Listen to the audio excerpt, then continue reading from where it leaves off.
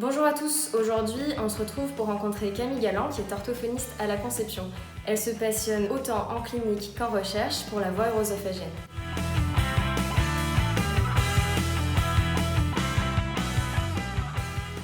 Bonjour à tous, je suis donc Camille. Mon activité c'est celle de la rééducation en cancérologie ORL et donc de la rééducation des patients qui ont bénéficié d'une laryngectomie totale.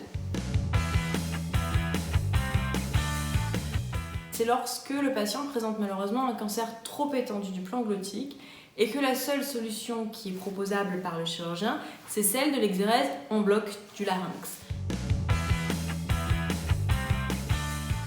Ça va être d'apprendre au patient à reparler oralement en utilisant cette fois-ci d'autres structures anatomiques que celles qui sont normalement impliquées dans la phonation.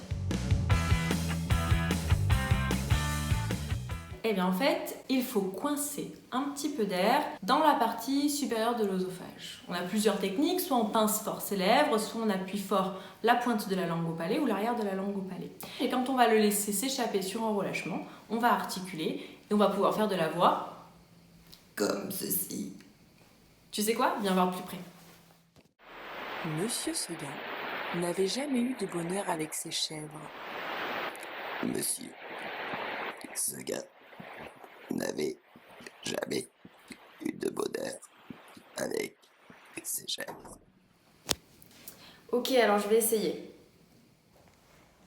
J'avoue être preneuse d'une astuce. Imagine que tu as une bulle d'air dans la bouche. Fais-la passer d'une joue à l'autre déjà. Ok. Fais-la passer dans toute ta bouche. Et tu la fais progressivement descendre. Hop. Au début de ta gorge. Et tu relâches pour essayer de faire un A. Si tu n'y arrives pas, tu peux essayer de boucher ton nez.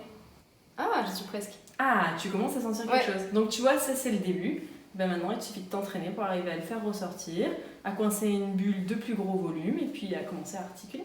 Ok, merci. Ça, à l'hôpital, dans un service d'hospitalisation, on rencontre les patients déjà en amont de la chirurgie et puis on les voit en post-op immédiat. On commence à mettre en place les prérequis qui nous seront utiles pour une voie œsophagienne la plus intelligible possible. Le travail de la voie orosophagienne à proprement parler, on va le démarrer plus tard et surtout en accord avec le chirurgien. Idéalement, on commence par une prise en charge intensive en voyant le patient de nombreuses fois par semaine. On compte quand même plusieurs mois de rééducation pour obtenir une voie orosophagienne utilisable au quotidien. On débute par la mise en place du mécanisme de la voie orosophagienne. Donc, c'est ce que je t'ai appris tout à l'heure.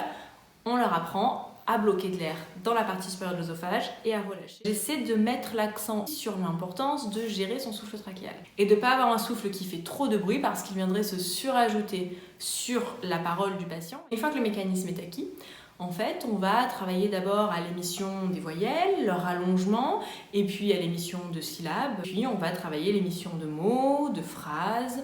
On va faire attention à travailler la fluidité de la parole pour éviter qu'il y ait trop de pauses intempestives. La distinction du mieux possible des consonnes sourdes et des consonnes voisées pour maximiser l'intelligibilité de notre patient. Bon, Clara, écoute, j'espère que je t'ai donné envie de prendre en charge ces patients. À bientôt! Merci à Camille pour cette intervention. Voici mes petits pense-bêtes pour tout savoir sur la voie oro-œsophagienne. À très vite pour un nouvel épisode.